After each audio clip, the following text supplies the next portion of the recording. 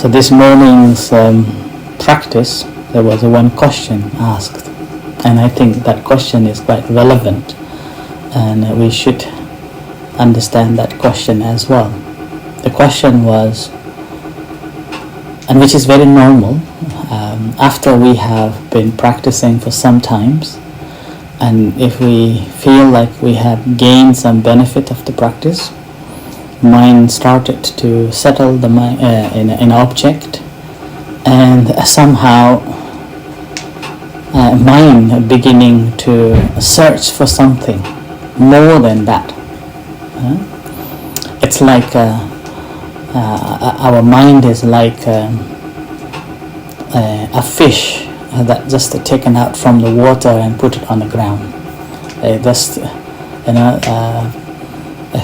what's called strive to get to the water. So our mind is like that, and this is what happened. The question was, after being practicing for some times, feel a needing of something else, needing of something else, and so that feel that I am getting better. So that's why, in order to overcome that needing to something, then what should be done? So the question was, what should be done? And I'm pretty sure that this happens to all of us after some times. And it's like after the fire of or desire to learn the practice, and you put a lot of effort, and then our mind becomes calm and tranquil, and then what next? And what next? So that sort of things happens. So in that case, even during the time of the Buddha, such examples were there. One of the very close attendants of the Buddha before the Venerable Ananda, who again after that he was the attendant of the Buddha for 25 years. Before him there was one monk, his name was Megya. He was attending the Buddha, and it happened that one morning was a good sunshine, like last Saturday or Sunday we have here, and he wanted to go for alms by himself. So then he asked permission from the Buddha, saying that, okay, I would like to go to this village for my alms, and then we'll come back. So then Buddha said, if you think so, go ahead. So he goes off and alms, and after having alms and getting food, and after eating the food, he sat down by the river. Before coming back to the temple, he sat down by the river and did the practice. So sitting meditation for some time, and then because of just the eaten food, it's obvious get drowsy. So he did the walking meditation, up and down, up and down. And after that, and then he sits down again and looked through beyond this water, this river, and he saw a beautiful mango grove, and quiet, a bit distance from the village, and serene. So he thought that, oh, this must be a good place to go and meditate, so I can get the good insight, a good insight, and will be possibly liberated. So he was the attendant of the Buddha, so he has to ask the permission from the Buddha. So he comes back to the monastery and asks permission from the Buddha. Now, when he asked permission from the Buddha, Buddha knew that he is not qualified yet to go and practice alone. So then the Buddha said, you have a good desire, but it's not a time for you to go. And the Buddha used the word, I'm still alone here. So he didn't say don't go. He said, I'm still alone here. Wait until somebody comes. So it's not time for you to go and practice in that forest, in that mango grove. But his desire to go was overwhelmed by this desire. So this Mekya persistently speaks to the Buddha. There is nothing to do for you now. Whatever things to be done, it's already done. So please permit me to go and practice. And then the second time, Buddha also repeat the same thing. And then the third time, when he repeated the same, that nothing to be done, and I have done all the things, so please permit me to go. And then the Buddha said that since you have this desire to exhort, to practice, then go, if you think so. So he goes off. He was so happy. He's so happy that I have found this beautiful place for meditation, serene and quiet, and now I will practice here, and I will gain insight. So as soon as he approached this mango grove and sat down under one of the trees, and he sat down, he could not meditate because of his essential desire was so overwhelmed. And which is very normal for us, all of us, that oftentimes we look for somewhere to practice. We look for somewhere to practice which we think that this is conducive for us and this is a perfect place for us. And then we sat down and meditate. That's normally the case. And what happened most of the time when this mind simply travels, lots of things come and disturbed by this essential desires, and with that it cannot settle our mind down. When our mind cannot settle down, and then we got in trouble. We cannot meditate. Doesn't matter how serene, like coming here, doesn't matter how quiet and conducive and good for meditation, but your mind is not concentrated. Your mind is distracted by the essential pleasures. Then you cannot. It's like a fish out of the tank. So that's why this happened to this monk as well. And here again, we have to remember sometimes our teachers also instruct us in a very different way. When they say that don't do it, it's often that don't do it. The moment when we do it, often it distracts us. And that's again because we are having this conceit that this is what I want and this is my view. And with that conceit and a view, we are blocked. And with that, we are not softened. We don't have this softened mind, and we cannot meditate. And this happened to this monk as well. So, and he comes back because of unable to meditate, too much distractions coming. So he comes back to the Buddha, and I told the whole story that I could not meditate. My mind was simply dwelling into the sensual pleasure, ill will, continuously disturbed by it, so I cannot meditate. So then the Buddha mentioned that it is often the case when our mindfulness is immature. We will have different types of thoughts come and want to do to make it happen. And then we go on to search for something in some way that we think we will gain that mindfulness. And this is normally happen. Whereas someone who is already matured, then they can practice anywhere, no problem, because they have no sensual desires or sensual pleasures been already quietened, and there is no unwholesome thoughts invaded them as well. They will be able to restrain their senses. And with that, then the Buddha instructed, saying that when you realize that your mindfulness is immature, make sure that you have decent friends. Here, decent friends means someone who is practicing together. So associate with that person, practicing together, so that that will help you to gain further practice. And then the second is that not just having that friend, but also make sure that this friend is also practicing some moral virtues.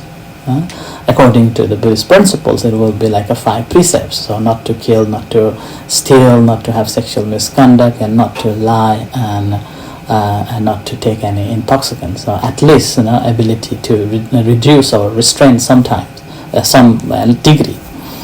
Making sure that this person is practicing according to that one. And in the meanwhile, this person also knows some degree of this meditation. So whenever he teaches or whenever he talks to you about the practice, then he is helping you to understand furthermore. So that is the third one. And actually this is very important, and that's why I always encourage here as well that whenever we are practicing, make sure that if you have any difficulties or any concerns on the practice of a meditation, making sure that you share it so that we learn together. And further on, we have to make sure that we have this decent person or one who knows about meditation. So making sure that getting some instructions, proper instructions, and that's how we can gain the encouragement to practice further. So having these factors or qualities, what happens that we will have the further encouragement to practice. And then the last, after that, the Buddha further instructed to have is the practice of loving kindness and a practice of this breathing meditation. And so as we've been practicing breathing meditation and discussing on this breathing meditation, this breathing meditation here, we already covered this first section or first treatise on the contemplation of the body. So in that contemplation of the body, we focused on and discussed on the long breath, short breath, and how this relates to our ability to be mindful, and training to be mindful of entire process of this body and the breath body and this flesh body, and as well as how this tranquilize or calms the both breath body and the flesh body. So if we can practice that, and as we are practicing this ways, gradually what is happening is that actually we are living the sensual pleasure. The pleasure, sensual pleasure that distracted the Meghiya, the monk who attended to the Buddha, was same thing. As we managed to develop these four factors: ability to be mindful of the long breath, ability to be mindful of this short breath, and then the relationship with the body, breath body and the flesh body, and the calming this both actually helps us to disconnect that. So we'll not have invasion from the sensual pleasure, and meanwhile the unwholesome mental factors will not come. When these mental factors will not come, what happens that at that time our mind has established one sign or nimitta, one particular place to be, and that's how gain the concentration. Without the concentration, it's very difficult to get the wisdom or understanding things the way they are. But the moment when we have this concentration established in one object, like let's say we have been practicing in the nose, the entrance to the nose, entrance of the nose, and now when we establish there, as our mind settled and we gain the tranquility and concentration develops, what happens after that is that gradually insight arises. We are able to understand that, oh, the breath is different, so that is not constant, it's inconstant, and the breath that is coming in and going out, we cannot claim it is as me and mine, it's not me, like that. And that's how the understanding that this is something that we should not be hold on to, understanding this impermanence of the breath. And then that impermanence of the breath helps to furthering understanding that whatever we are observing, which is also known as the Vedana or the feeling, whatever is arising, that subject just ceases away. So that's also just a ability to understand that as the impermanent, okay? And that's how gradually we gain insight into the knowledge. And so after that, so we will be moving on to the paying close attention on the feeling, okay? And that feeling, once we have fully understood this feeling, because feeling is a bridge between the body or external world into the internal world, and not just a bridge between the external and internal world. Actually, it also gives us the insight beyond these two, and so we get the liberation. Right? So that's the ultimate goal of Buddha's practice. And here, in order to gain that ultimate goal, which basically means the freedom from suffering, it starts from sixth sense. We all eyes, ear, nose, and tongue, and body and mind that comes to contact, and where this resorts. So this resorts in the mind, and where this mind resorts in the mindfulness meditation, right? Mindfulness. And what is the reason why we are practicing mindfulness, or mindfulness, where this mindfulness resort is freedom. So with that reflection, I have spoken a few minutes more today, so with that reflection, let's practice. Okay, so bring attention to the moment here and now. Relax yourself, sitting comfortably. You may spend some time observing the breath coming in, going out. Just be here and now.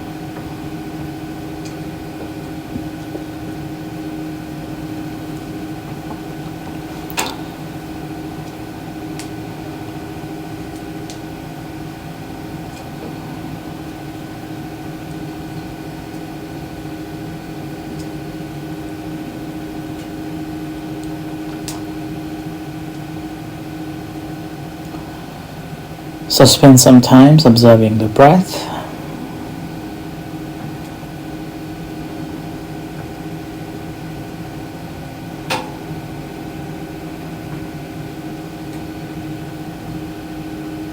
Incoming breath and outgoing breath.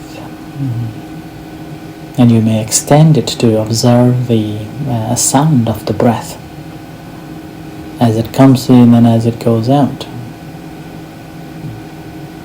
Try to observe the sound of this breath.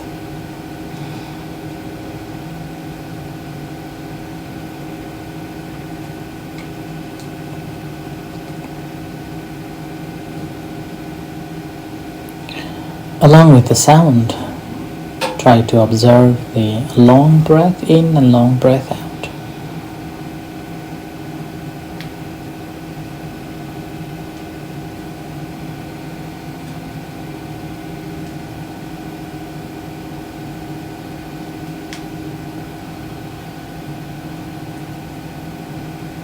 And as you're observing this long breath in and out, you will be able to recognize the short breaths, incoming and outgoing.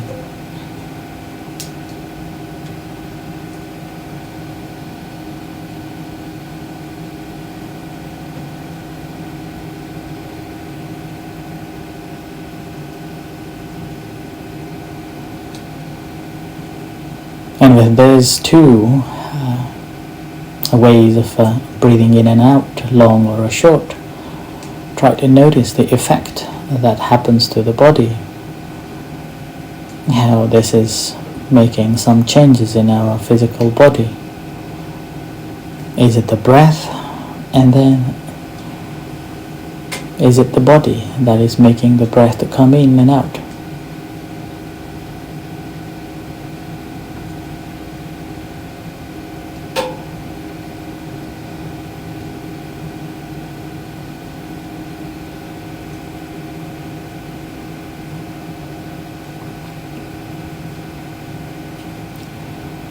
And try to notice as your mind is settled here and now, observing this breath, and mind is not distracted by any other things.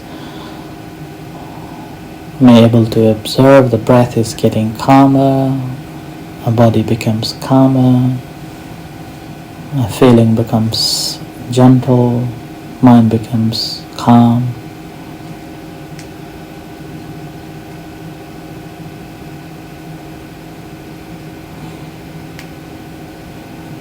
So practicing in these ways until you hear the gong.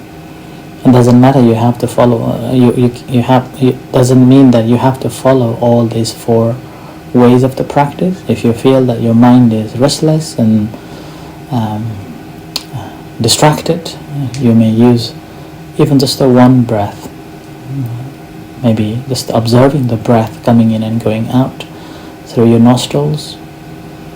And as you develop your concentration or mind settled, and gradually try to recognize the long breath, short breath in relation to the body, and calming the entire breath body and the body itself.